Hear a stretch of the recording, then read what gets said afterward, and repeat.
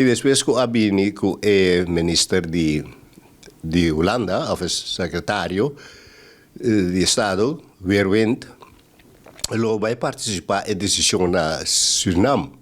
E aí na Suriname, no agosto, que eu para sobrar. E maneira também está descendente de na estava cativo, pois aí não tem dolor de assunto e corso está muito promê, não tem suficiente tempo e não que mais tempo para a conta buta o processo que cana. A minha maneira está envolvimento, reconhecer que esclavitud é algo contra a humanidade. E também chega no diálogo de verdade com a isla, não com o grupo, não só, mas com o governo, ou o governo local de isla, para ver que tem necessidade.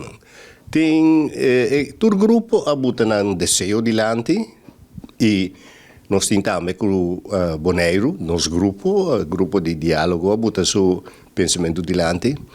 E Holanda abuta fundo de 200 milhões de euros para projeto. Pois nós temos que ver conta assim o trabalho aqui e quem também tem a maneira de manejar o assunto aqui. Foi também vira algo sem pia, sem cabeça. Você Frans van Ont, uma pessoa de Martinique, psiquiatra, e ela escreve hopi tocante liberação de gente, com mentalmente vou liberar o mês. E essa está em temporada com em Caribe especial e isso na francês. Estava tinha um autor que estava a opor contra o colonialismo francês.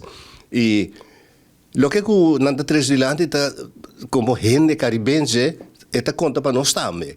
Pensei a tres e buque dilante, então e buque tem título mais copioso com gente preto com máscara branco.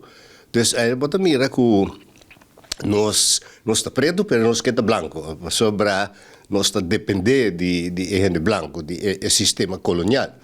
Pero botar também com nós boneriano mês, que está Nicolaas de Brood a escrever um boek, Mijn zuster de Negerin, que tu rende lo a lezen, como pessoa estava